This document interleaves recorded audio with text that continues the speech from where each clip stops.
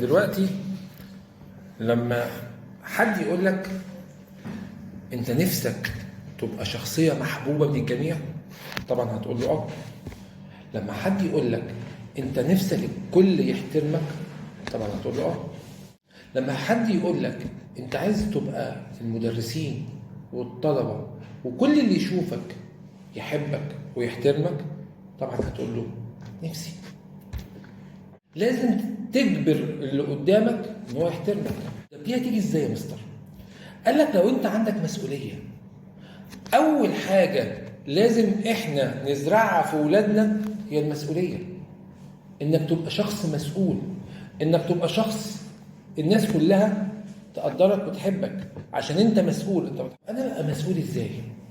قال لك عشان تبقى مسؤول لازم تعمل 4 حاجات او 5 حاجات. ايه هم؟ اول حاجه تعملها ما تبحثش عن اعذار، لا تبحث عن اعذار. انت ما عملتش الواجب ليه؟ اصل انا وانا ماشي صباعي الصغير خبط في صباعي الكبير فورم فما قدرتش اكتب الواجب. انت ما عملتش الواجب ليه؟ اصل وانا بتفرج على التلفزيون تاثرت وعيطت فما عرفتش اعمل الواجب. انت ما عملتش واجب ليه؟ اصل ماما وهي بتطبخ الرز وقع في الارض فانا زعلت قوي قوي قوي قررت ما اعملش الواجب. فبقيت سيادتك بتدور وتفكر على اعذار، فبتضيع وقتك انك تفكر في عذر بدل ما تنجز مجهودك. يعني الوقت اللي انت بتضيعه في انك تفكر في عذر يطلعك من الموضوع، لا. طب ما انت خليك قد المسؤوليه. عليك واجبات اعملها، عليك مذاكره اديها في وقتها، كده انت بقيت قد المسؤوليه.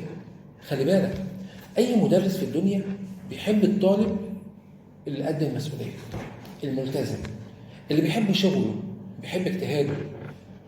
لو غلطت، معلش يا مستر انا غلطت واتحمل مسؤوليتي. معلش يا بابا انا غلطت واتحمل مسؤوليتي واتحمل اي عقاب. معلش يا ماما انا غلطت واتحمل مسؤوليتي واتحمل اي عقاب. على فكره، لو تحملت مسؤوليتك وانت كبير هتطلع شخصيه عظيمه، تطلع شخصيه قياديه ناجحه. لان احنا كمدرسين بنشوف العيل اللي بيتحمل المسؤوليه بنعرف ان دوت هيطلع في يوم من الايام عيل ناجح. طيب اللي بيقعد يدي اعذار على الفاضي والمليان، ما عملتش ليه؟ اصل ما كانش عندي وقت، اصل ظروفي، اصل فلان عيان، اصل كان بطني وجعاني، اصل شربت الشاي ولسع لساني.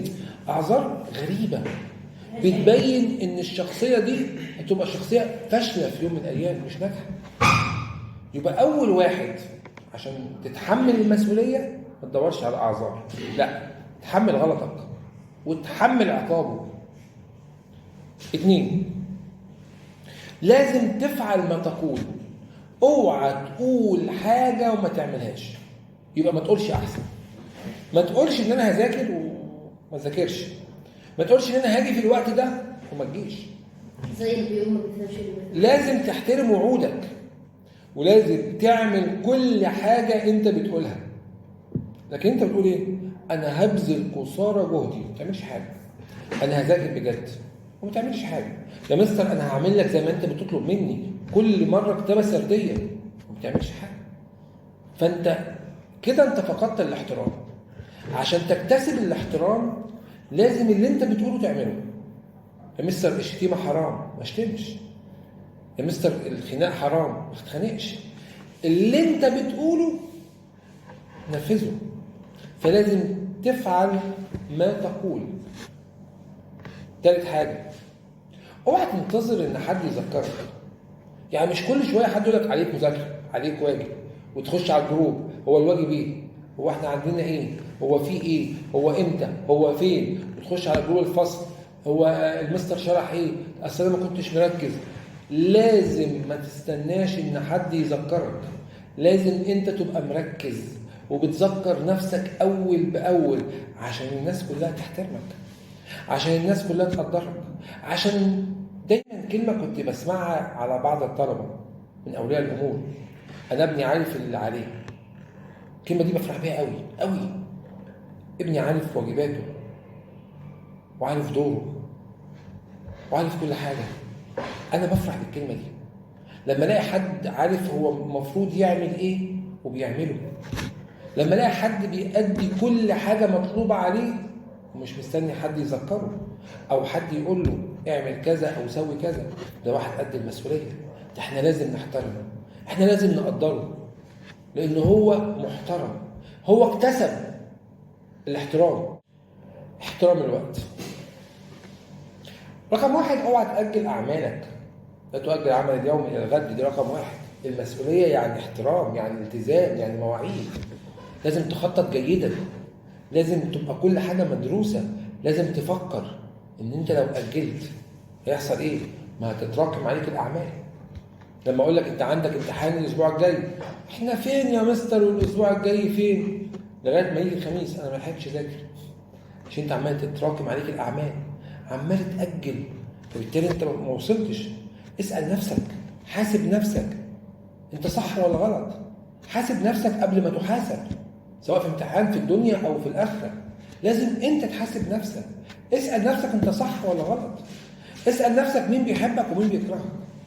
لو اللي بيكرهك اكتر يبقى انت غلط، لو اللي بيكرهك كويسين يبقى انت غلط، لكن لو اللي بيكرهك الوحشين يبقى انت صح.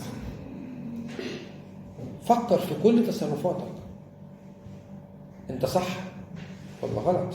ولازم تفكر قبل ما تتصرف، لازم تفكر كويس التصرف اللي انت هتعمله ده تصرف حلو ولا تصرف وحش؟ تصرف حد مسؤول ولا لا؟ تصرف كويس ولا لا؟ هيأذي حد ولا مش هيأذي حد؟ هينجحني ولا هيخليني فاشل؟ لازم اسال نفسي، هل التصرف اللي انا بعمله ده ان انا اقعد في الحصه ما بركزش واسال والمستر يسال نوع الجمله فيقول لي حاجات غريبه خيال علمي، هل التصرف ده صح ان انا مش مركز؟ هل التصرف صح ان انا مش بذاكر؟ هل التصرف صح ان المستر يسال انواع الخبر يقول له خمسه والورقه مفتوحه قدامه بالاجابه؟ ده كده مفيش تركيز، كده احنا بنهرج. اسال نفسك انت صح ولا غلط؟ التصرف اللي انت بتعمله ده صح ولا غلط؟ اسلوبك صح ولا غلط؟ فلازم تفكر قبل ما تتصرف، لازم تختار كلماتك بعناية، لانك ساعات ترمي كلام يوجع، وساعتها عمره ما الكلمات دي نقدر نزيلها من النفوس. عشان كده لازم تبقى قد المسؤولية حتى في كلماتك، في تصرفاتك، في أفعالك، في كل حاجة انت بتعملها. خلي بالك يا مستر انا لسه صغير، لو انت بقيت مسؤول وانت صغير هتبقى عظيم وانت كبير.